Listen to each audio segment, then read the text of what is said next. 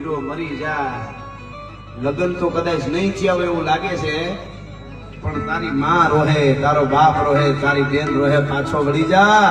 હજી ભાઈડા નહીં ભેટા હોય, માટી નહીં ભેટા હોય. તઈ કીધું કે રાજપૂત નો દીકરો જન્મે તેદુનો માટી હોય. માટી તમે થાવ, ખબર પડે કે માટીના શું ગુણ છે.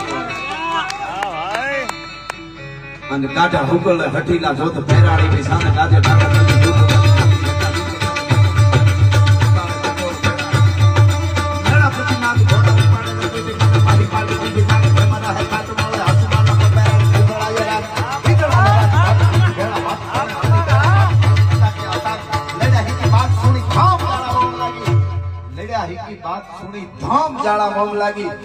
બે પાસના દહના ભોડા ઉલાડ્યા, એક ઝાટકે ત્રણ ટ્રેન ને પાડ્યા. ઓલાને ખબર પડી કે આ તો ભરખી જાય, આ તો કાળ છે.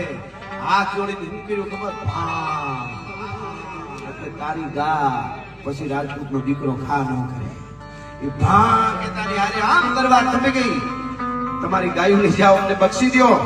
ટૂંકમાં ગાયું નું ધણ આખું પાછું વાળી દેવલમાં પાસે આવીને કીધું કે માં, આ તમારી ગાયું મારો વિહામો, મારો બાપ હમણાં રોટલા ઘડી નાખો, રોટલા ખાઈને જાજે.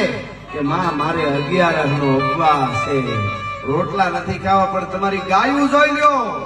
રાજપૂત નો દીકરો એકાદી વાસળીએ રહી જાય તો જનેતાનું ધાવણ લાગે. હું માં તારા માટે ગયો તો.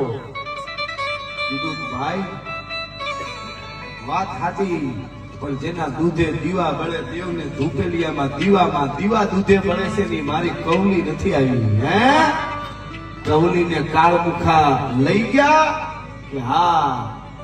અને આ બાજુ ઈ ફણ વાળીને આવ્યા હતા, એના હામૈયા સાલો હતા. દેવલમાં કવલીની વાત કરે.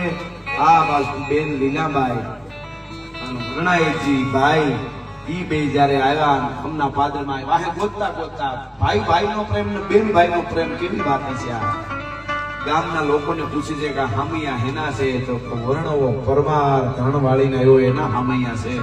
ઓહો ઈ તો મારો વીર લીલાબાઈ. હા સુઈ સતી હશે સાહેબ. એને એમ કીધું કે મારી કવલી નથી આવી.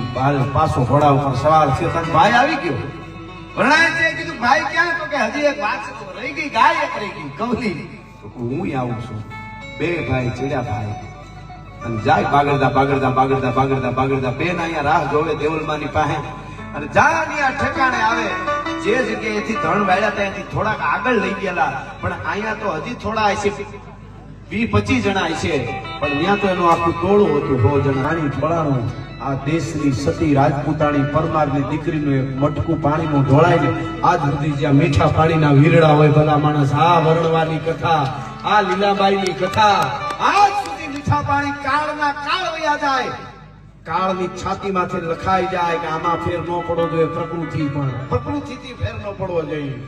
અને સાહેબ દેવલમાએ કીધું બેન ઊભા કરવું. ચારણ જોગમાં આવ્યા શું કરવા છે? બેઠા બેને ધડ માથા જોડીને ઊભા કરવા કે માં ઊભા થઈ જાય તો હજી 25 વર્ષ 50 વર્ષ વધારે જીવશે. પણ દુનિયાના પટની માથે મારા વીરાની વાતું રહી જાય, વાર્તા રહી જાય, પૂજાઈ જાય. હવે ઊભા કરવાના ન હોય. ગાયું માતાજી માટે પ્રાણ આપ્યા છે. હા હા હા. એટલે મૂળ ગીતની કડી ઉપર પાછો આવું છું.